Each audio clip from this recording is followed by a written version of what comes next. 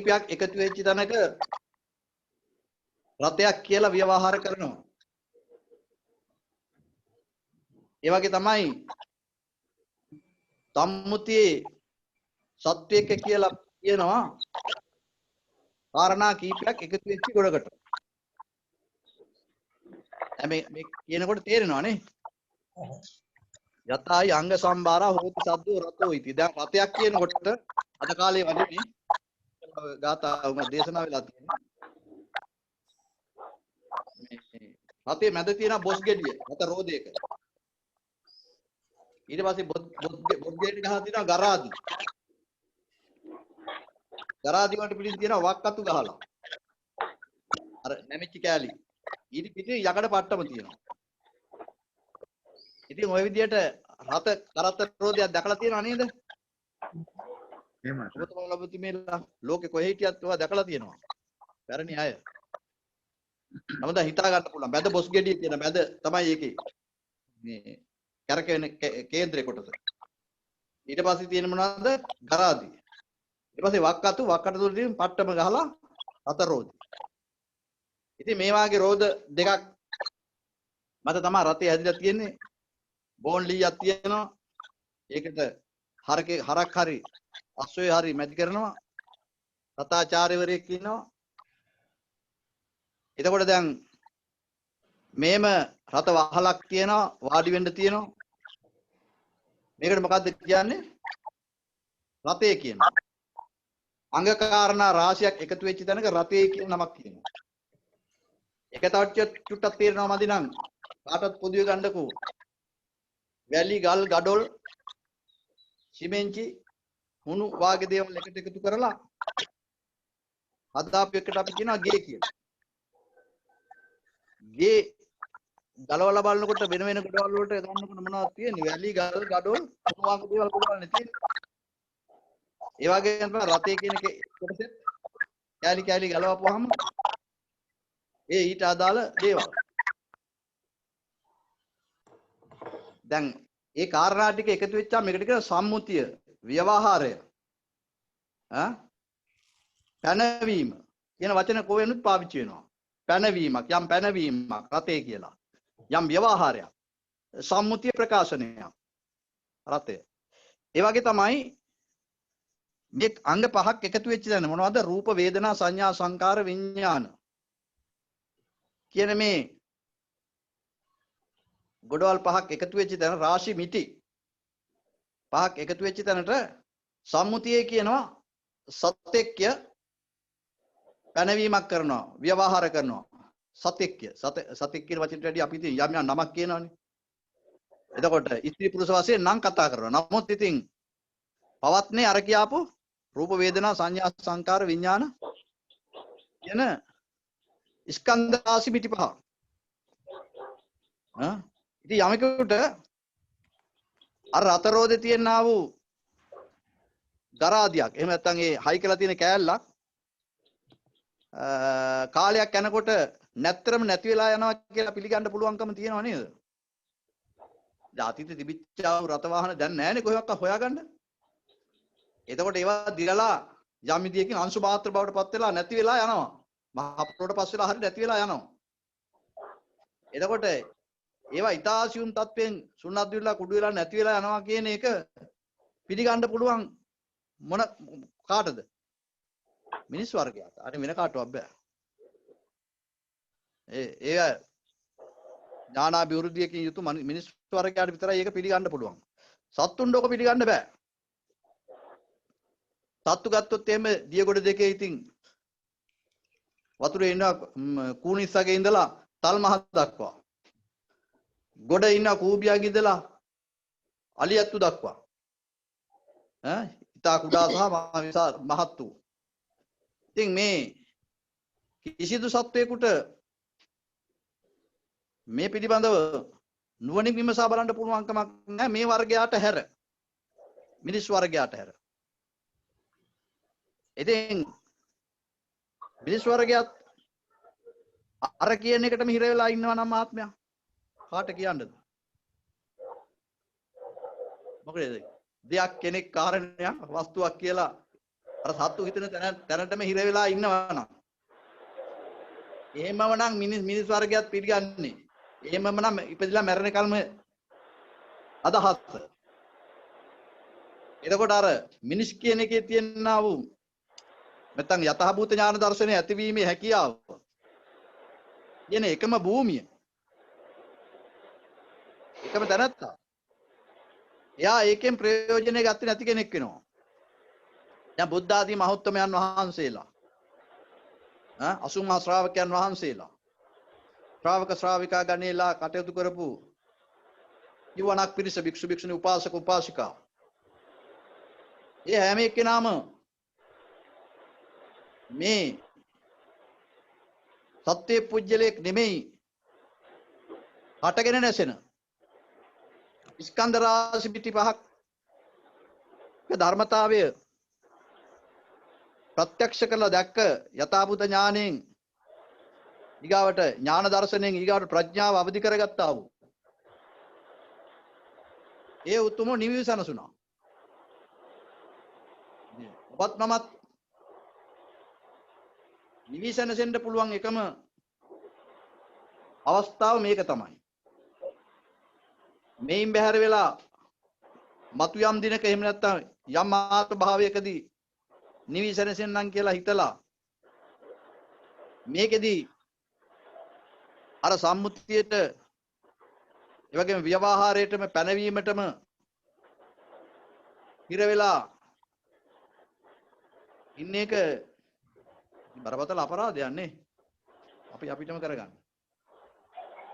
නෑ කල්ප ගානකින් ලෝතුරා බුදු කෙනෙක් පහළ වෙන්නේ නේද අපිට එලි කරලා දෙන්නනේ. ඉතින් ඒ නිසා අපිට ඉතින් අනිවාර්යයෙන්ම මේ ගැන විමසා බලන්න ඕන. දැන් සත්වයා කියන එක හැදිලා තියෙන්නේ තද කරන කුඩු කරන ස්වභාවයෙන්. ගලන වැగిරෙන ස්වභාවය. කුඹවන හකුලවන විසිකරන ස්වභාවය. දවන තවන පැසවන දිරවන ස්වභාවය. ඒ වගේම විඳීම්, හැඳිනීම්, රැස් කිරීම, දැන ගැනීම. ඔන්න ඔය කාරණා ටිකනේ. පහක් කියලා කියන්නේ ওই ටිකනේ. ඒතර සතර මහා භූතිය කිව්වේ අර කියාපු තද කරන කුඩු කරන ගලන වැగిරෙන දිය කරන ඒ වගේම තල්ලු කරන පොම්බොන හකුලවන විසිරවන ස්වභාවය දවන් තවන පැසලුන් දිරවන ස්වභාවය පඨවි ආපෝ තේජෝ වායු කියලා අපි කියනවා. විදීන් ඇදෙනින් දැන ගැනීම රස කිරීම දැන ගැනීම වලට කියන වේදනා සංඥා සංකාර විඥාන. මෙන්න මේ රූප නාමයන්ගේ හටගෙන නැසෙන එක්කාසු වීමටනේ මේ සත්‍ය කියලා කියන්නේ. ඉතින් දැන් මෙතනදී අපි මේ පඨවි ආපෝ තේජෝ වායෝ තව ඔකට මේකතු වෙනවා මොනවද? වර්ණ ගන්ධ රස ඕජා කියන සුද්ධාෂ්ටක මට්ටමක් තියෙනවා. ඒක භූතමය ස්වરૂපයත් එක්ක සතර මහා භූතයත් එක්කලා පවතිනා වූ සුද්ධාෂ්ටක ස්වභාවයක් තියෙනවා. ඊළඟට තියෙනවා පඨවි ආපෝ තේජෝ වායෝ වර්ණ ගන්ධ රස ඕජා කියන සුද්ධාෂ්ටක ස්වභාවයක්. ඒක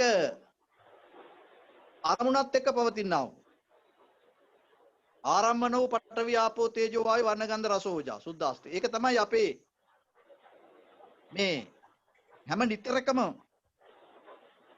නිකන් අර විද්‍යුත් ක්‍රියාවලියක් වගේ විනිවිද ඉර පුරාම දුවන ස්වභාවයක්. ඒ අරමුණට අනුව ඒ චෛසික ධර්මයන්ට අනුව සැකසෙන පඨවි ආපෝ තේජෝ වායු වර්ණ ගන්ධ රසෝජා සුද්ධාෂ්ටක මේරු. ඒවෙන් ඊගාවට ගොඩනැගිච්ච ඒව නිසා හටගත්තා වූ දැන් අපිට මේ සසම්භාරිකයේ පවතිනා වූ කියන්නේ මිනි කනත්තර ගිහින් දාන නවදරකින් ගලන ස්වභාවයක තියෙනා වූ පඨවි ආපෝ තේජෝ වායු වර්ණ ගන්ධ රසෝජා ස්වභාවය. දැන් අපිට මේ ප්‍රසාද වලට අහු වෙන්නේ එහෙම වර්ණ ගන්ධ රසෝජා ස්වභාවයක් නේ. කෙනෙකුගේ තමා පිළිබඳවත් වර්ණය පේනවා. ගඳ සුවඳ දැනෙනවා. ඊගාවට දියර ගතිය දැනෙනවා. නේද? එතකොට යම් ආකාරයක ඇහැට වැටෙනකොට දිවට වැටෙනකොට රස ස්වභාවයක් දැනෙනවා. ඒක අපිට අහුවෙන එක. ඒක තමයි මේ පෙන්눔 කරන එක. ප්‍රසාද වලට අහුවෙන එක. ප්‍රසාද වලට අහුවෙන කාරණේට එහයින් නේ සිතිවිලි පහළ වෙන්නේ. ඒ සිතිවිලි වලට අනුව තමයි පඨවි ආපෝ තේජෝ වන්න ගන්ධ රස ඕජා සුද්ධාෂ්ටක රූප හටගන්නේ. දැන් ඔබට තේරුණාද? ඒකෙත් මේ දෙවදෑරුම් මට්ටමක් තියෙන බවනේ. එකක් ගොරෝසු තත්ත්වයේ අනික ඒකෙම ආරම්භක තත්ත්වය ගුණාත්මක ස්වභාවය. සමස්තයක් වශයෙන් ගත් කල්ලි ඉතින් අපි පඨවි ආපෝ තේජෝ වායු වන්න ගන්ධ රස ඕජා සුද්ධාෂ්ටකය කියලා තමයි කතා කරන්නේ සාකච්ඡා කරන්නේ. එතකොට එහි තියෙනා වූ සූක්ෂම ස්වභාවය සහ ඒ කියන්නේ අරමුණට අනුව හට ගන්නා වූ ඒ ආරම්භණයට අනුව හට ගන්නා වූ පඨවි ආපෝ තේජෝ වන්න ගන්ධ රස ඕජා. ඒකේ ගොරෝසු තත්ත්වය තමයි මේ පෙන්눔 කරන ස්වභාවය ප්‍රසාද වලට. වර්ණ ගන්ධ රස ඕජා පඨවි ආපෝ තේජෝ වායු. ඉතින් මේක භූත රූප වලින් සහ සුද්ධාෂ්ටක රූප වලින් හැදලා තියෙන්නේ. භූත රූප මට්ටම තමයි අර කීවේ. පෙන්눔 කරන එක සුද්ධාෂ්ටක රූප කී අරමුණෙන් හටගන්නේ. ඉතින් දැන් මේ පිළිබඳව යම් වැටහීමක් ඇතුව ඉරියාපත භාවනාවක යෙදෙන්න. ඉරියාපත භාවනාව කියන්නේ සතර ඉරියව්වක්නේ. සතර ඉරියව්. සක්මන් කිරීම, හිටගෙන ඉඳීම, වාඩි වෙලා ඉඳීම, දකුණැලෙන් හැරිලා සැතපීලා ඉන්න ස්වභාවය. ඉත්තං චරන් නිසින්නෝවා සයානෝවා. ඇවිදිමින් හිටගෙන ඇවිදිමින් වාඩි වෙලා ඒ වගේම සැතපීලා. මේ හතර ඇර වෙන මොකක්ද නැහැ නේද? උදේ ඉඳන් රැ වෙනකල් ජීවිතේ ගෙවිලා යනකොට අපි දන්නේම නැතුව ඔය හතරට තමයි වැටෙන්නේ.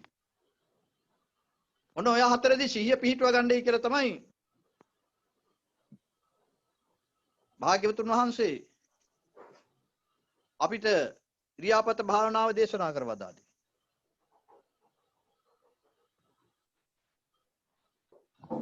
එතකොට දැන් මේ කාරණාවේදී මේ අනිවාර්යෙන් සීල සමාධි අවශ්‍යයි.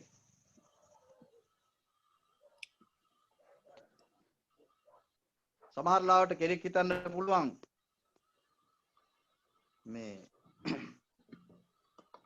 මේවා ඉතින් දර්ශනය කරපුවාම ඉවරයිනේ.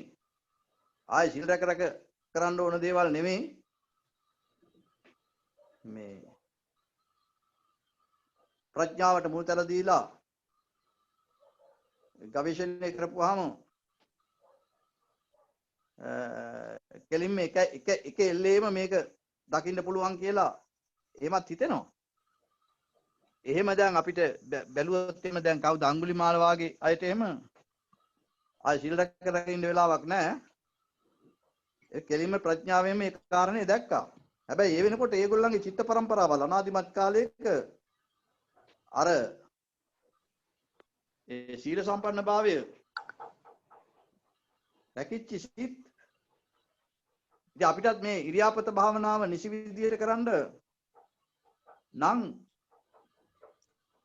සීල සම්පන්න භාවය ඕන. දස අකුසලෙ මිදෙන්න ඕන. දස අකුසලේ සිතේ ඇති වෙන අකුසල් මොනවද?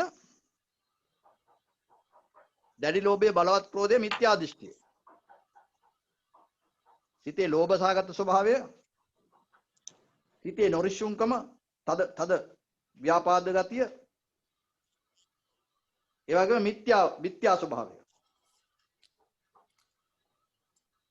ඒවා අඩු වෙන්න ඕන, අනුක්‍රමයෙන් දුරු වෙන්න ඕන. ඊගාට වචනෙට ගත්තොත් එහෙම බොරු කීම, ඉස්කීම, පරුස කීම, කේලම් කීම ආදී නේද? වචනෙන් සිද්ධ වෙන්නා වූ අකුසල ධර්මයන්. කයෙන් නම් හොරකම, සතුන් මැරීම, කාමයේ වරද ඇසිරීම. ඉතින් මේවෙන් බොහෝ දුරට ඈත් වෙලා කුමක් හෝ සීල සම්පන්න භාවයක පිහිටලා පංච සීලය, දස සීලය, අට සීලය ගැඹුරෙන්ම Tamanට වැටහෙන තැනින් අවංකව ඒ සීල සම්පන්න භාවයක් සම්මත වශයෙන් උත් අරන් තමයි අපි සක්මන් මළුවක හෝ එතන යම් ඉඩකඩ තියෙන ස්ථානයක මේ ඉරියාපත භාවනාව ප්‍රගුණ කරන්න ඕන. ඉතින් එහිදී දුක්ඛාරය සත්‍ය පිළිබඳව, දුක්ඛ සමුදාය සත්‍ය, දුක්ඛ නිරෝධාර්ය සත්‍ය, නිරෝධගාමිනී පටිපදාර්ය සත්‍ය. අපි ඒකට කියන මොකද්ද? චතුරාර්ය සත්‍ය. චතුරාර්ය සත්‍ය කුළු ගැන්වෙන ආකාරයට සක්මන කරන්නේ කොහොමද? චතුරාර්ය සත්‍ය කුළු ගැන්වෙන ආකාරයට අනික් ක්‍රියාව පවත්වන්නේ කොහොමද කියන එක තමයි අපිට විභාග කරන්න තියෙන්නේ. එතකොට සක්මනේදී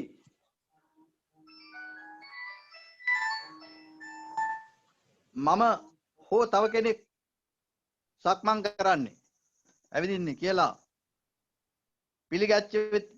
පිළිගැනීම නිසා ඇතිවෙනා වූ වෙහෙස දැවිල්ල තමයි දුක්ඛාරය සත්‍ය.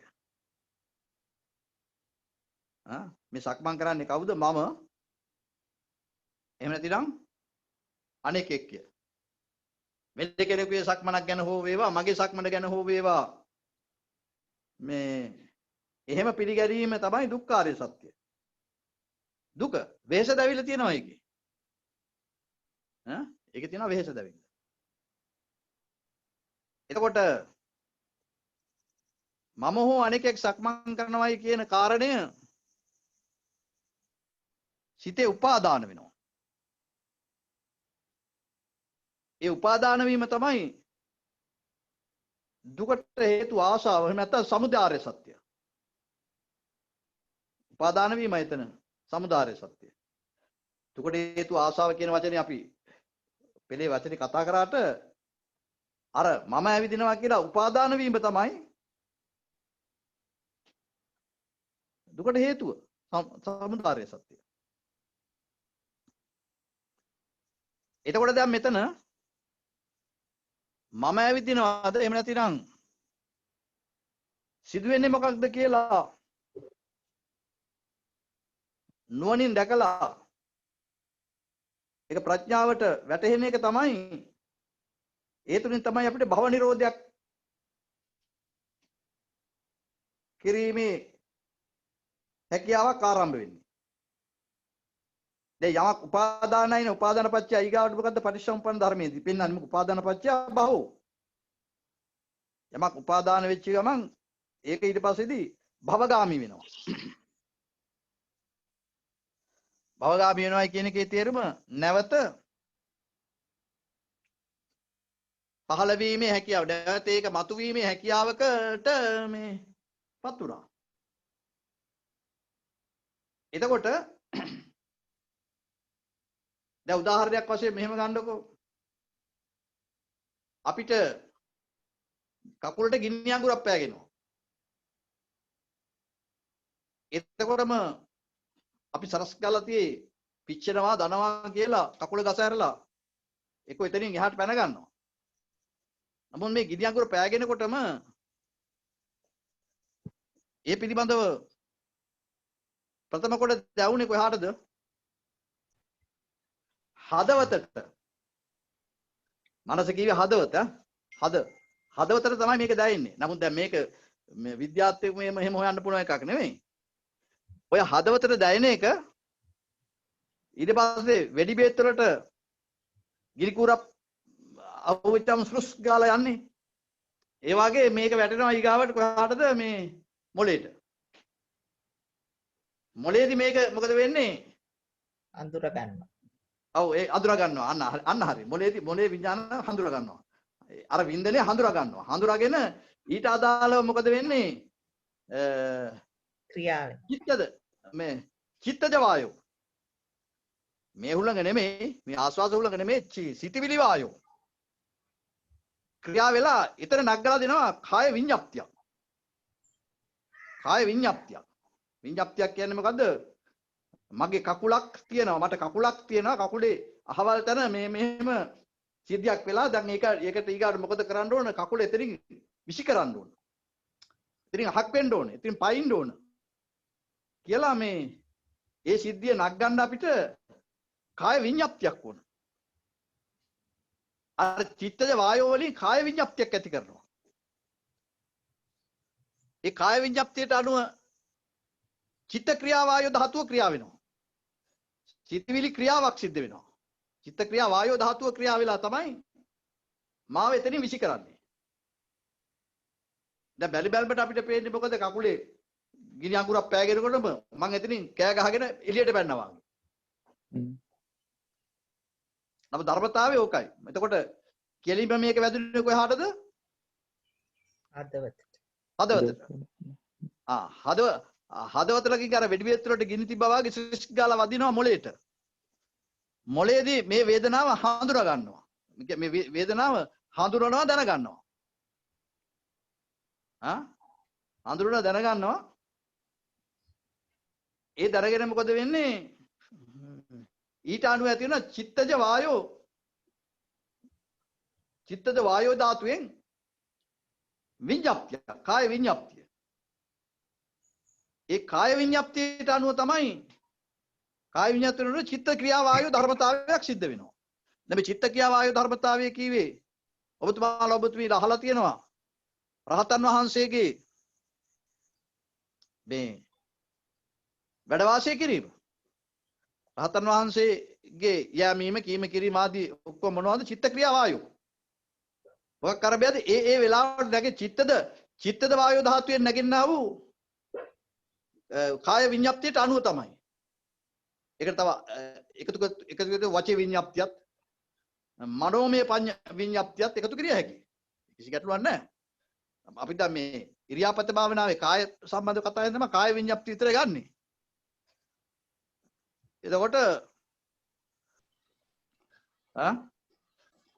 එතකොට ඇක්ටිව් එක වෙන්නේ අතන. මොකද්ද අර මොලේ ඉසව්වේ. ඒ ඉසව්වේ සිද්ධ වෙන්නේ මොකද්ද අර කියපු මේ චිත්තද වායෝ. එතන වායෝ මොකද්ද? චිත්තද වායෝ වලින් විඤ්ඤාප්තියක්, කාය විඤ්ඤාප්තියක් හදනවා මහත්තයා. ඒ කාය විඤ්ඤාප්තිය මොකද්ද? ඒ වෙලාවට කකුලට ගිනි අඟුරක් පෑගිලා මොන හරි වෙලා කකුල දැන් මං එතනින් බේරගන්න එපා. මං එතනින් එහාට පයින්න හරි එහෙම නැත්නම් ඒකට අත නමිලා ගිනි අඟුරු විසි කරන්න හරි මොන හරි දෙයක් කරන්න ඕන අදාළ ආකාරයට විඤ්ඤාප්තියක් ඒ මොහොතේ හැදෙනවා. චිත්තද වායෝ. ඒ හැදෙන විඤ්ඤාප්තිය ඒක ද්‍රව්‍යයක් නෙමෙයි. චිත්තද වායෝ කියනකොට තේරෙන්න චිත්තජ වායෝ. ද්‍රව්‍ය නෙමෙයි විඤ්ඤාප්තිය. මේ විඤ්ඤාප්තිය තමයි ඊගාට චිත්ත ක්‍රියා වායෝ බවට පත් වෙන්නේ. ඒ විඤ්ඤාප්තියට අනුව මොකද වෙන්නේ? සිතවිලි ක්‍රියා වායෝ සිද්ධියක් වෙනවා. එතකොට අපි ගිනි අඟුර විසි කරලා එතනින්.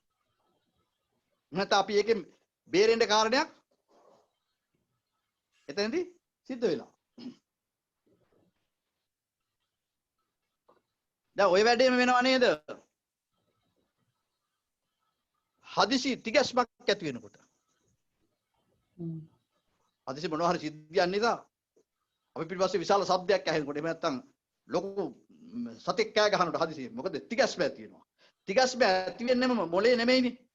ඔබතුමා තේරෙනවද? ඒක දැනෙන්නේ කොහටද? ඉස්සලා හදවතට. නේද? එතකොට ඒක අර වාගේ මොලේට වදිනවා. ඒ මොළයට වැදිච්චාම එතන චිත්තද වායෝ වලින් කාය විඤ්ඤාප්තිය ඇති වෙනවා. ඊට අනුව මොකද වෙන්නේ? චිත්ත ක්‍රියා වායෝ සිද්ධ වෙනවා. ඒ තිගැස්සෙච්ච එකට අනුව අපි ප්‍රතික්‍රියා දක්වනවා. ඉතින් දැන් ඔතනදී තව අපි නොකිය විචි වචනයක් තියෙනවා. වචනයක් කියන්නේ අදහසක්. අර මොළයේදී අර විඤ්ඤාප්තිය එනකොට මේ විඤ්ඤාප්තියට සංග්‍රහ වෙන්නේ මොනවද? චිත්ත ක්‍රියා වායෝ ධර්මතාවය සිද්ධ වෙන්නේ දැන් ඒක රහතන් වහන්සේ ගාව චිත්ත ක්‍රියා වායෝ ධර්මතාවය සිද්ධ වෙන්නේ මේ හරියට අර බැකෝ යන්ත්‍රයකින් අර බැකෝ යන්ත්‍රය අතෙන් පොළවේ තියෙන පස් ටිකේ මතු කරලා ගන්නවා වගේ පිටට නම් පේනවා කෙනෙක් කරනවා වගේ. නමුත් සිද්ධ වෙන්නේ ඒ වෙලාවේ ක්‍රියා ප්‍රතික්‍රියා ඒ හේතුන්ගේ ඵල වශයෙන් මේ සිද්ධියක් වෙන්නේ. ඔය හේතුන්ගේ ඵල වශයෙන් වෙන සිද්ධිය මගේ වෙන්නේ කොහොමද? නැත්නම් ඔබේ වෙන්නේ කොහොමද? ඔව්. එතකොට ඔතන අර කාය විඤ්ඤාප්තියට මොලේ ගාව සිද්ධ වෙන ධර්මතාවයේදී මේ මොලේ කියලා මේ වචනේදී මොලේ කියන එකට තැන දෙන්න යන්න ඕනේ නැහැ. මේ ධර්මතාවය දිහා බලන්න උත්සාහ කරන්න ඕන. මේ එතෙන්දී මොලේ කියන වචනේ මනෝ ධාතු කියලා ගන්නකො. එතකොට දේසි. මොලේ කියන්නේ යම් ආකාරයක නිකන් චිත්තද රූපයක් පේනවනේ අපිට. මනෝ ධාතුව කියමුකෝ. මනෝ ධාතුව. එතකොට මනෝ ධාතුව ළඟ අපි ළඟ මොකද්ද තව ඔතෙන්ද උර දෙන්නේ? සංග්‍රහ වෙන්නේ. එතනින් ඇති වෙන වේදනාව ස්පර්ශය හඳුනගන්නේද? ඔව් වේදනා ස්පර්ශ වශයෙන් වේදනාව ඉතින් පස්සපච්චා වේදනානේ. ස්පර්ශය තුළ වේදනාව තමයි දැන් උතන අර වෙඩි බේත් වලට ගිනි ඇවුලුවා වගේ දැන් අර හදවත ළඟ වෙච්ච ස්පර්ශය තමයි ඒ සිද්ධියම තමයි අතන අර මේ කාය විඤ්ඤාප්තියක් බවට පරිවර්තනය වෙලා තියෙන්නේ. දැන් ඔතෙන්ද මේ මොනවද මහත්මයා අලුතෙන් එකතු වෙන්නේ? අලුතෙන් නෙමෙයි මේ සසර නොකැඩිච්ච පින්වතා ළඟ. සසර කැඩිච්ච සසර දුරු වෙච්ච පින්වතා ගාව. ඕක නෑ. මේ සසර ගමනේ අපිට තව ඔතෙන් උර දෙන්නේ මොනවද? තව ඔතෙන් කර ගහන්නේ. අපේ අතීත අත්දැකීම් හරි හොඳයි වචනේ. ඔව්. උපාදාන ගැටීමක් ඇති වෙන ස්වාමීන් වහන්සේ. ගැටීමක් ඇතිවීමත් ඒකට හරි ඒ වේදනාව කෙරෙහි ගැටෙන එක අන්දරේ මොකද්ද අතීත අත්දැකීම? රූපයක් හඳුනන අත්දැකීම කොහෙද පවත්නේ? අනුශය සම්බන්ධලා එනක. ඔව්.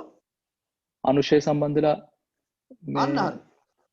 ආත්ම ඇත්තටම ආත්ම විදියට ගන්න. එතකොට ඒකෙන්ද අනුශය සම්බන්ධ. එතකොට දැන් ඔන්න ඔකට කියනවා භවයේ අවයව. ඕකට තමයි අපි කිව්වේ භවංග නොහොත් භවයේ අවයව. භවයේ අවයව කීයක් තියෙනවද? දහමේ දේශනා වෙලා 7යි. මොනවාද? භව රාග පටිඝ රාග දිට්ඨි. ඔව්. ditthyanuසය, මානානුසය, පටිඝානුසය, රාගානුසය, භව රාගානුසය, විචිකිච්ඡානුසය, අවිද්‍යානුසය. ඔයදී ජීවිත ආසාව පවත්නේ භව රාගානුසය කියන ධර්මතාවයත් එක්කලා තමයි. එතකොට දැන් රාගානුසය පවතින එකේ තමයි අපිට තියෙන්නේ මේ සෝම්නසාගත, සතුසාගත, ලෝභසාගත ස්වභාවය පවතින්නේ රාගානුසය ප්‍රත්‍යයෙන්. ඊළඟට පටිඝානුසය ප්‍රත්‍ය කරගෙන තමයි අපිට වෙහෙස, අසහනය, තරහව, විඩාව ඔය ආදී පැත්තනේ. මානානුසය නිසා තමයි ඉතින් මාන්නේ අපි අස්මිමානය.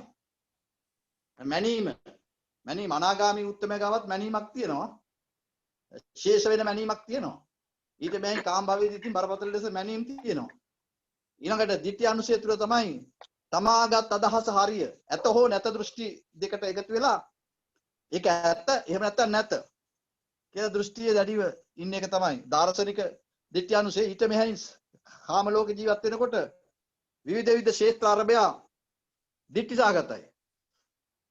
උදල්ලරන් ගොවි ජීවිතයේ කෘෂිකර්මයේ කටයුතු කරන පින්වත ඒ කාර්යයට දිට්ඨිය. එතකොට සියුම් උපකරණ අරන් ඒ වගේම නොඑක් විදියට ඔළුව වෙහෙසක් කරන කටයුතුවලදී ඉංජිනේරුවා සහ වෛද්‍යවරයා ඒ කාර්යයට දිට්ඨිගතයි. ස්වාමින් වහන්සේලා බණ දහම් කියන අනුන්ගේ දාන වළඳන දිට්ඨිසාගතයි. එතකොට එක එක පින්වතුන් එක එක ආකාරයට දිට්ඨිසාගතයි මේ සමාජ යන්ත්‍රණය තුල. එතකොට පෞද්ගලිකවත් එක එක්කෙනා ගත්ත දෘෂ්ටිය මාගත් දෘෂ්ටිය හරි කියන අර්ථය තුල දිට්ඨි අනුශය අර ප්‍රත්‍යයෙන් තමයි ඒව නැගින්නේ හැම දිට්ඨියක්ම. අනික මාන දිට්ඨි අනික සැකය තථාගත නොදකින තාක්කල් ශ්‍රී සද්ධර්මයේ තුල මේ අනිත්‍ය දුක්ඛ අනාත්ම ත්‍රිලක්ෂණය නොවැටහෙන තාක්කල් එතකොට හික්මනවයි කියන කාරණේ පරිපූර්ණත්වය නොවන තාක්කල් ආර්ය අෂ්ටාර්ය පුද්ගල මහා සංඝරේ පරිපූර්ණත්වය නොවන තාක්කල් විචිකිච්ඡා අනුශය තුල තමයි සංසාරික පැවැත්ම. අනික මේ ඔක්කොටම අදාළයි මොකද්ද?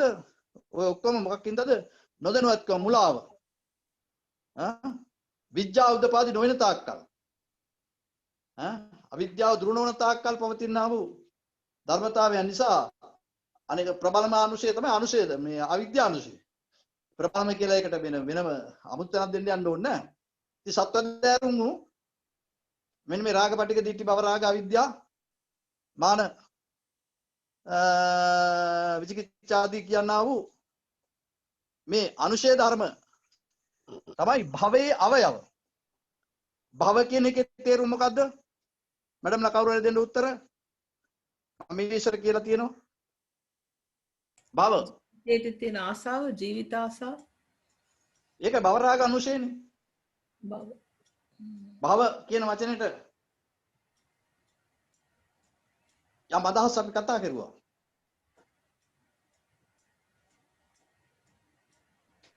එන්න භවය කියන්නේ පැවැත්මද ස්වාමීන් වහන්සේ? පැවැත්ම කියන වචනේ එකතු කරුවොත් හරි පැවැත්ම තමයි. භව කියන්නේ පැවැත්ම තමයි. තව ටිකක් එහාට සියුම් මේ ගැන ඔව් පැවැත්මට අදාළයි. පැවැත්ම කියන කාර්යයට අදාළයි භව මේ ඉපදීම හරි. ඔව් වන්දේකර මැඩම් මොකද කරන්නේ? දෙන්න උත්තරේ. නැවත ඉපදීම සඳහා කරුණු සකස් වීමද? නැවත ඉපදීම සඳහා කරුණු සකස් වීම එකතු වීම හොඳ ඒ කියන්නේ ඒ ප්‍රකාශනයේ තියෙන හොඳ එළියක්. දැන් ඒ ඔබතුමා කියපු ඒ ප්‍රකාශනයේ එළියක් තියෙනවා. අපි තව වඩාත් එළියට එන්න වචන දෙකක්. අල්ලු වෙලා යන ගතිය. ඒ තල්ලු වෙලා යන ගතිය. ඔව්. හරි. තල්ලු වීම සහ මතු වීම. නේද? කර්ම ශක්තිය තමයි. එකක් තමයි තල්ලු වීම අනික මතු වීම නේ. දැන් මතු වෙන ගතියක් තියෙනවනේ මේකේ භව. මෙහාට මේ ගොඩට මේ හරියට කියන්න කරන්න හිතන්න කාරණාවල් වලට මතු වෙන ගතියක් තියෙනවා. අනික තියෙනවා පුනර්වීමක්. නැවත නැවත ඇතිවීමට හැකියාවක්. ඒකට කියන තල්ලු වෙනවා කියන අර්ථය. තල්ලු වීම මතු වීම කියන අර්ථ තමයි කියන සිද්ධිය තමයි භව. පැවැත්මට කාරණයක් කියන වචනේත් හරි. එතකොට දැන් අර අනුශය සංග්‍රහ අනුශයන් මතු වෙනවා. ඒ වගේම නිද්‍රෝපගත වීමෙන් ආයෙ තල්ලු වෙනවා. හැබැයි තේරුම් ගන්න දෙයක් කාරණයක් වස්තුවක් එහෙම තල්ලු වෙනව නෙමෙයි. ද්‍රව්‍යමය හෝ ගුණාත්මකව හෝ කිසිම දෙයක් එහෙම තල්ලු වෙනවා කියන කතාව ගන්න එපා. තල්ලු වෙනවා කියනකොට ද්‍රව්‍යමය කතාවක් ගන්න එපා. අපේ නොදැනුවත්වම පහව නොවන තාක්කල් වෙන ධර්මතාවයක්. එතකොට දැනුවත් වෙන්න මොකද වෙන්නේ? මෙතනින් ඉවරයි කියන අත්දැකීමෙන් පටන් ගන්නවානේ. අහෝත්වාන සම්භූතං හූත්වාන භවිෂ්‍යති කියන වචනයට අදාළව පෙර නොතිබීම හටගෙන ඉතුරු නැතුවම නැසෙනවා. හේතු ප්‍රත්‍යංගේ හට ගන්නා වූ ඵල පෙර තිබිලා එනවත් නෙමෙයි. දැන් එකෙන් ඉතුරු වෙලා මොකක් එහාට යනවත් නෙමෙයි. අලුතෙන්ම හටගෙන අලුතෙන්ම නැසෙනවා. එහෙම දැන් හටගෙන දැන් නැසෙනවා කියන ධර්මතාවය අපිට දැකීමේ සියුම් තීව්‍ර ඥාන අභිවෘද්ධියෙන් යුක්ත වුණා වූ ප්‍රඥායස ශක්තිමත් නොවන තාක්කල් තමයි අපිට මේ අතීතෙන් ආවා වගේ එකක් පේන්නේ. ඉතින් ඒක නිසා මොකද වෙන්නේ? අර වැල නොකඩී පවත්නා සිද්ධියක් ගැන අපිට නිකන් රේඛාවක් වගේ බලන් හිතෙනවා. බැල වෙනවා. වැල නොකඩී පවත් වෙනවා කියන එකේ තේරුම එක වැයි බිඳුවක් පිටුපස අනික එනවා මිසක්කම් වැටෙන වැයි බිඳුව එච්චරමනේ. වැයි බිඳුවක් උඩේ ඉඳලා වැටෙනකොට බිඹට හුදෙකේ වැයි බිඳුව පමණයි නේ. එතකලාම තවත් වැයි බිඳුවක් ඊට පිටුපසින් ඒ ළඟින්ම එනවා නම් අරකයි අර වැයි බිඳුව මේ වැයි බිඳුව එකට එකතු වුණා වාගේ පේනකොට අපිට පේනවා වැල නොකඩී ඒවා. නමුත් වැයි බිඳුව පිළිබඳව සලකා බලනකොට එහිදී එකක් අනිකේට සම්බන්ධ නැහැ. වේගය වැඩිකමට අපිට පේනවා වැල නොකඩී පවත්නා වැහි රෑනක් වගේ. ඒ වගේ එකම විඥානයක අතීත විඥානයක් දැන් ඇවිල්ලා දැන් එකක් ඉස්සරහට යනවා. මේ ආදි වශයෙන් ආපු කෙනයි මෙයයි මේ යන්නේ. එතකොට ඒමක් කෑමක්. එතන ආපු මමෙක් යන මමෙක් ඒ තුල වර මුලින් සඳහන් කරපු ආකාරයට වේශ දැවිල්ල කියන කාරණයට අපි අත්‍යන්තයෙන්ම අහු වෙලා නැද්ද?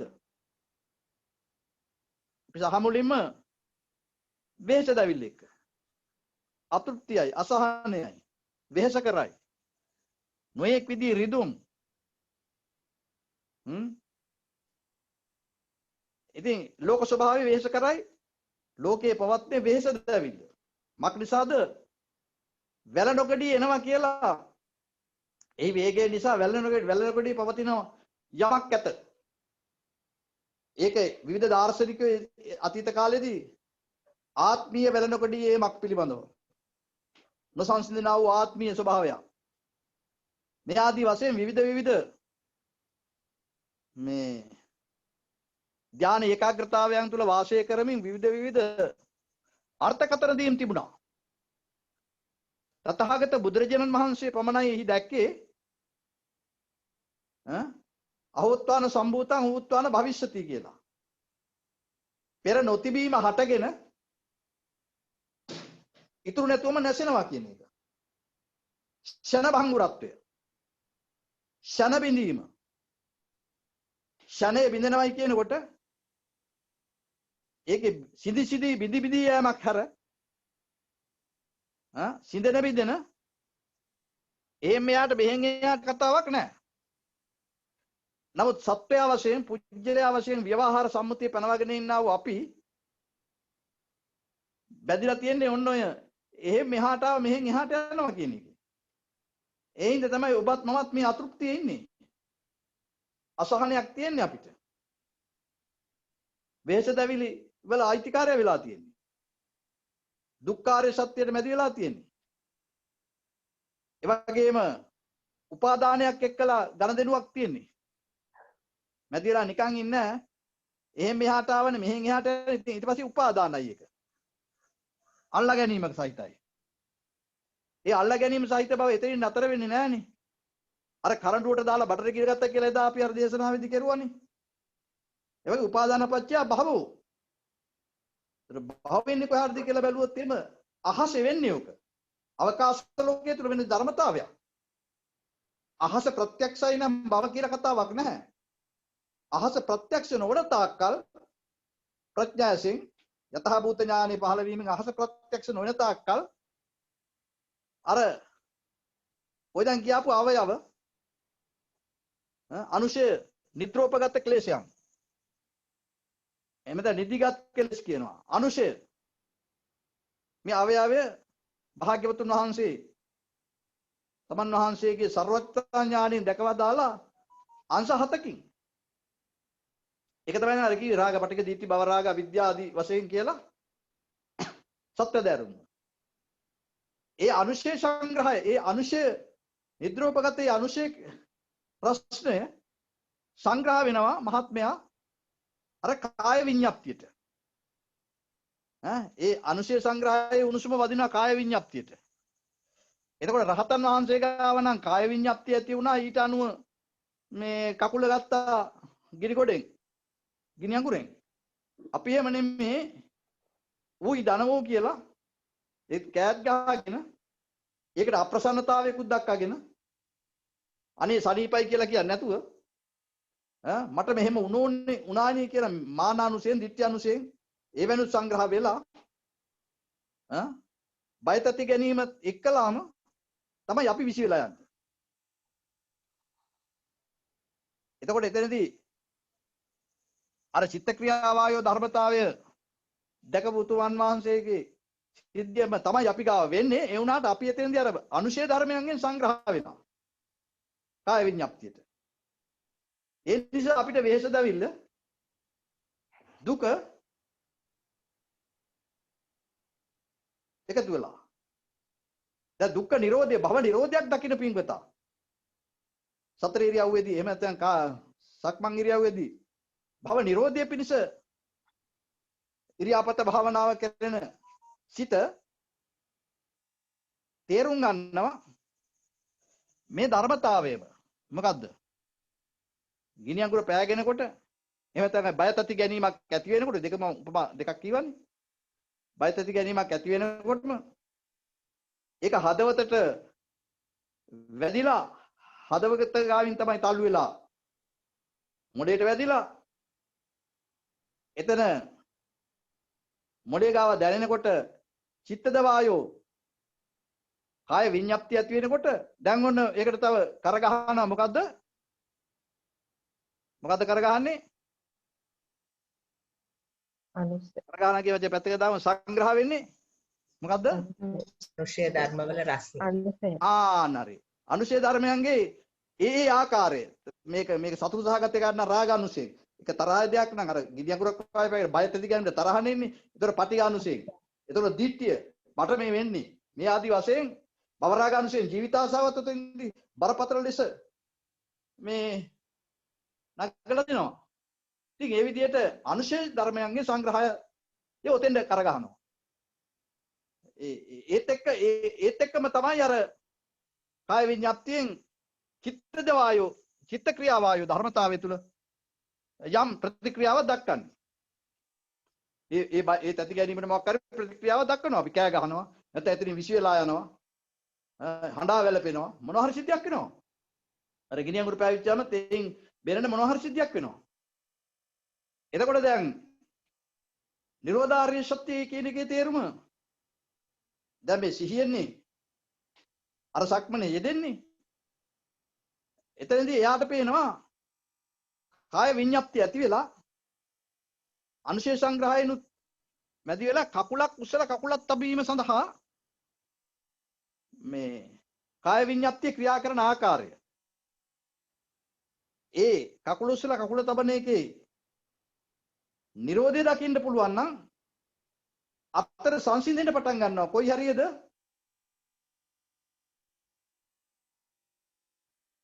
කොයි හරියද සංසිඳෙන්න පටන් ගන්නෙ? අනුශය ධර්ම ඇති වෙන තැන. හරි. ඒ අනුශය පැත්ත සංසිඳෙන්න පටන් ගන්නවා. අර අනුශය සංග්‍රහයෙන් ඒ භවයේ අවයව වලින් දෙන උෂ්ණ ගතිය අඩු වෙලා යන්න පටන් ගන්නවා. මක් නිසාද? මෙයාට දැන් නිතරම එයාගේ අවධානය මොකේදද? කාය විඤ්ඤාප්තියෙන් අර හදවතට වැදිච්චි මේ සිද්ධිය මොළයට වැදිලා එතන කාය විඤ්ඤාප්තියෙන් මේ කාය විඤ්ඤාප්තිය ඇතුළේ මේ චිත්තද වායු ධාතු වෙන්නේ නේද? චිත්තද වායු ධාතුවෙන් කාය විඤ්ඤාප්තිය හැදිලා මේ ඒක චිත්ත ක්‍රියා වායු ධර්මතාවයකට යෙදෙන හැටි පිළිබඳ සිහිය. ඒ කියන්නේ ඔසවනවා තබනවා හැර ඔසවන්නේක් තබන්නේක් නෙමෙයි. ඔසවන දෙයක් කාරණයක් නෙමෙයි. සිදුවෙන්නේ එතන මොකද්ද? ඒ හේතුන්ගේ ඵල නිරෝධයක්. මොනවද හේතු? හදවතට වැදිච්ච එක මොළයට වදිනවා. එතනින් කාය විඤ්ඤාප්තිය ඇති වෙන කකුල උස්සන විඤ්ඤාප්තිය, කකුල විවිධ විඤ්ඤාප්තිය, කකුල ඉස්සරහට යවන විඤ්ඤාප්තිය හැදෙනවා.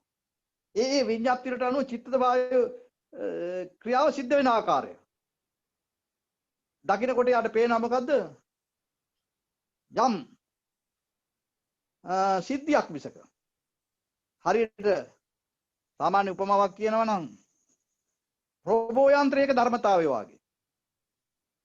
රෝබෝ මිනිසයාට දීලා තියෙන දත්තවලට අනුව එයාගේ මොලේ ඒ රෝබෝ මොලේ ක්‍රියා වෙනකොට මොකද වෙන්නේ? ඊට අනුව අතපය උස්සලා ඒ රොබොට් කකුල් දෙක තියලා යනවා. එතකොට රොබෝ ඒ ගමන ගියාට රොබෝ පිළිගන්නේ නැහනේ. මමයි මේ ඔසවන්නේ තබන්නේ කියලා එක. නේ? නමුත් යම් යම් දත්ත වදින්න බෑ. ඒ දත්ත වලට අනුවනේ එහෙම සිද්ධියක් වෙන්නේ. ඒ වගේ අර හදවත ඇසුරෙන් වදින්නා වූ මොළයට වැදුනා වූ දත්ත වලට අනුව විඤ්ඤාප්තිය හැදිලා කාය විඤ්ඤාප්තිය ඊට අනුව චිත්ත වායු ධාතුව චිත්ත ක්‍රියා වායු ධාතු ක්‍රියා වෙන හැටි. කරන්නෙක් නොවි කෙරෙන හැටි. ඇවිදින්නෙක් නොවි ඇවිදින හැටි. ආන්ගේ අර්ථය එලිදරව් වීම තමයි දුක්ඛ නිරෝධය සක්මනේදී. මේක තමයි සම්මාදිට්ඨි ප්‍රඥාව මාර්ගාංගයට. සංකප්ප වාචා කම්මන්තය කියන මාර්ගාංගයට අදාළ වෙන්නේ ඒ සම්මාදිට්ඨි ප්‍රඥාව. එතකොට දුක්ඛාරය සත්‍ය, සමුදාය සත්‍ය උපාදාන වීම නේද? උපාදාන වෙච්ච හැටි තමයි ඊගාවට බැස ගන්න කොහොමද භව. භව කියන එකේ අනුශය ධර්ම. අනුශය ධර්ම සංග්‍රහ වෙන හැටි දකින්නවා කාය විඤ්ඤාප්තියට. කාය විඤ්ඤාප්තිය හුදෙක් අනුශය සංග්‍රහයට අදාළ නොවන ආකාරයට එයා සිහි බුද්ධිය නම් හුදෙක් යවන තබන එක හැර ඒකේ අයිතිකාරය වෙන්න යන්නේ නැහැ. මොකක් හින්දාද එහෙම අයිතිකාරය වෙන්න නොයන්නේ? මොකක් අවශ්‍ය නිසාද? යවන තබන එකේ අයිතිකාරය නොවෙන්න යා ශක්තිමත් වෙන්නේ මොකක් මේ දුක්ඛ නිරෝධය මොකක් ලබන්න ඕන නිසාද? නිරෝධය ලබන්න. ඔව් මොකද්ද? නිරෝධය ලබන්න ඕන හින්දා ඒ කියන්නේ. නිරෝධය ලබන්න ඕන හින්දා. වෙනත් වචනයකින් කියන්න. එකම කියන්න වචන ඉතින් තියනවනේ විවිධ විදිහට. නිරෝධය ලබන්න ඕන හින්දා කියන එකට වැඩි තව නිකන් ඇඟට දැනෙන වචනයක් කියන්න. ඒකක් දැනෙනවා ඇඟට අපරාධ කියන්න ඕනේ නැහැ. නිරෝධය ලබන්න කියන එක. ඉවරයි නේද ඒක? ඉවරයි. ඒකත් හොඳ වචනේ. ඊටත් වැඩිය හොඳ වචනයක් කියන්න. පීඩාව නැත්තම් දැවීම නැතිවීම. දැවීම පීඩාව නැතිවීම. අන්න හරි. වෙහෙස දැවිලි නැතුව ඉන්න ඕන නම්. ඔටිම. වෙහෙස දැවිලි නැතුව ඉන්න ඕන නම්. වෙහෙස නැතුව ඉන්න ඕන නම් ඔන්න ඒ කකුල තබන යවන එක රොබෝ වගේ දකින්න. වෙහෙස දැවිල්ල අවශ්‍ය නම් අනේ යන් අවිතින් අපූර්වට අපි ඇවිදලා. හැරෙමින් ඇවිදිමින් ඉතින් එහෙම යන් දුවමින් යන් කවුද යන්නේ මං? අනිකා. මං යන් අනිකා යන්. එතකොට උපාදාන වෙයි. එතකොට අර භවයේ අවයව වලින් අපූර්වට අනුශය දෙයි. රාග අනුශය, පටිඝ දිට්ඨි මාන අනුශය. ඉතින් අපූර්වට රොබෝ නෙමේ මේ මමනේ. මගේ වැඩක් නෙමේක. කීයතනට යන්? ඒක වෙහෙස දැවිල්ල එහෙමමයි නේ. ගෙදර තියෙන සක්මන් මළුවේ. ගෙදර තියෙන සක්මන් මළුවට මොකද්ද කියන්නේ? ජිම් එක. ආ එහෙමයි. සක්මන් මොකද ජිම් එක. ගෙදර ජිම් එක නෙමෙයි මම මේ කියේ සක්මන් තමයි ජිම් එක. ඉතින් ඒකෙදි මොකද වෙන්නේ? ආන් අර රොබෝ වාගේ. ඔසවනවා, තබනවා, එතනින් සෑහීමකටපත් වෙනවා. ඇවිදීමෙන් ඉවර බව දකින්නවනම් අපි අර ඇවිදීමෙන් ඉවරයි එතනින් ඉවරයි කියන කතන්දරේ තමයි දැන් මේ ටික විශ්ලේෂණාත්මකව මෙහෙලි කරේ. එතකොට අපිට තේරුණා අන්න එතකොට අර අනුශය සංග්‍රහය අඩු වෙලා යනවා. අන්න එතකොට මම හෝ කෙනෙක් කරනවා කියන අර්ථය දුක්ඛ උපාදාන වීම අඩු වෙලා යනවා. දුක්ඛ අඩු වෙලා යනවා, උපාදාන වීම අඩු වෙලා යනවා. ඒ නිසා මොකද වෙන්නේ? දුක්ඛ නිරෝධය පිළිබඳව අන්න කය සිතේ පස්සද්ධිය එනවා. කය සිතේ සහැල්ලු වෙනවා නිරෝධය. දැන් එතකොට එමින් තමයි සක්මන් කරලා තියෙන්නේ. ඒ වුණාට ඊළ දින කොහාටද? නිරෝධාර්ය සත්‍ය දකින්න බලන්න බුදුරු රහතන් වහන්සේලා වැඩ ඉන්න පැත්තට. වෙහෙස දැවිලා දුර වෙන පැත්තට. දැන් අපේ කතන්දරේ වෙන්න ඕනේ එහෙමයි. ඊළඟට අපිට එන අවස්ථාවක් මොකද්ද?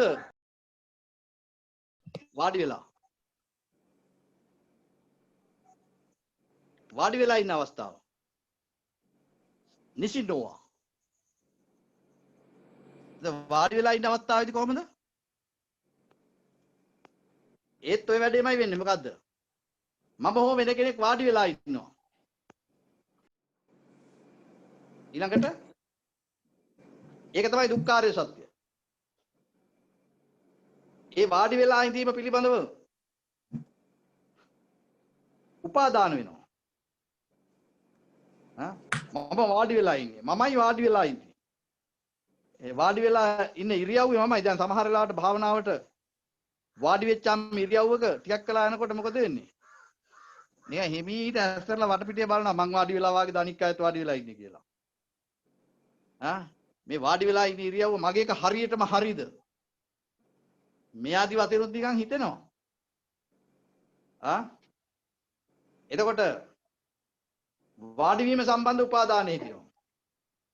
දැන් වෙන්න ඕන වැඩක් තියෙනවා එතන. මොකද්ද? වාඩි වීමේ භව නිරෝධය දකින්න ඕනේ. වාඩි වෙලා ඉන්න එකේ නිරෝධය දකින්න ඕනේ. එතකොට මොකක්ද වෙන්නේ? වාඩි වීම සම්බන්ධ ඉස්ලාම දැනෙන්නේ කොහාටද? වාඩි වෙලා ඉන්න ඉරියව්ව සම්බන්ධ ඉස්සරම දැනෙන්නේ කොහාටද? හදවතට. එයින් ඊගාවට ත්‍රිස්ගල වෙඩිවලට ගින්දර ගත්තා වගේ වදිනවා මොළේට. මොළේට වෙච්ච ගමන් චිත්තද වායුව ධාතුවෙන් එනවා. මොකද්ද මේ? විඤ්ඤාප්තිය කාය විඤ්ඤාප්තිය එනවා. යටි කකුල් මේ අකුලලා යට හරියේ තුනටියෙන් පල්ලේ අකුලගෙන එතනින් එහාට ඇඟ කෙලින් කරගෙන පවත්නා වූ ඒකට කියනවා කාය විඤ්ඤාප්තිය. ඒක ඒ වෙලාවට හැදෙන එකක් නේ. දැන් අපි ඇවිදිනවා නම් වාඩි වෙච්ච විඤ්ඤාප්තියක් නැහැනේ. විඤ්ඤාප්තිය කියන කතන්දරේ තියෙන එකක් නෙමෙයි. වාඩි වෙච්ච ඉරියව්ව. මේ ඉරියව්ව කොහොමද ආවේ? යටි කය ඇකිල වෙනවා. ඔය එතන මුඩු කය කෙලින් හිටිනවා. එතකොට ඒ විඤ්ඤාප්තියට අනුව තමයි ඒ කාය විඤ්ඤාප්තියට අනුව තමයි චිත්ත ක්‍රියාවායු ධාතුවෙන්ද සිද්ධ වෙන්නේ. චිත්ත ක්‍රියාවායු ධාතුව සිද්ධ වෙනකොට ශනසන වශයෙන් හටගෙන නැසෙනවා වේගයෙන්. මිසක වාඩි වෙච්ච කෙනෙක් නෙමෙයි. ඒ කාය විඤ්ඤාප්තියට අනුව සිටිවිලි වේගය කොච්චර හටගෙන නැසෙනවද නේද? එතකොට ඒ හටගෙන නැසෙන අනිත්‍ය වර්ණා වූ ඒ සිටිවිලි වේගය තන්න සංග්‍රහ වෙනවා අර නිරෝධ නොවිච්ච නිසා භව පැත්තෙන්. මොකද ඒකට යම් සතුසහගත බවක් නැත්නම් වෙහෙසකර බවක් වාඩි වෙලා ඉන්න එකට කොමනෝ රාගපටික දිටි බව රාග ආදී අනුශය ධර්මයන්ගෙන් සංග්‍රහ වෙනවා. ඊට අනුව සංග්‍රහ නොවන්නේ නම් වාඩි වෙලා ඉඳීමක් ඇත හටගෙන නැසෙන බව දකිමින් භාවනාවේ වාඩි වෙලා හිටීමක් ඇත ඒ කාය විඤ්ඤාප්තියට අනුව වාඩි වෙලා ඉඳීමක් ඇත. හැබැයි ඒකට කිසිදු මේ තියෙන බවක් නැත. ඒ නිසාම වාඩි වෙලා ඉඳීම සරල වෙනවා. කාය සිතේ පස්සද්ධිය එනවා. එතන භව නිරෝධයට අදාළව තමයි වාඩි වෙලා ඉන්නේ. ඒ පිළිබඳව යථාභූත ඥානේ වැටහිලා ප්‍රඥාගත වීම, ප්‍රඥා සහගත වීම. වාඩි වෙලා ඉඳීමේ ප්‍රඥාගත භාවය. එතකොට වාඩි වෙලා ඉඳීම සම්බන්ධව යාට එනවා මෙච්චර කාලයක් වාඩි වෙලා හිටිය කියන එක එන්නේත් නැහැ. මත්ය වාඩි වෙනවා කියන එකකුත් එන්නේ නැහැ. හුදෙක් මෙපමණයි. දැන් ඔකට හොඳ උදාහරණයක් කිව්වා කවුද? අපේ ශ්‍රියානි මැඩම්. ඔතන ඉන්නවනේ. දැන් වාඩි වෙලා ඉඳීමක් පමණයි.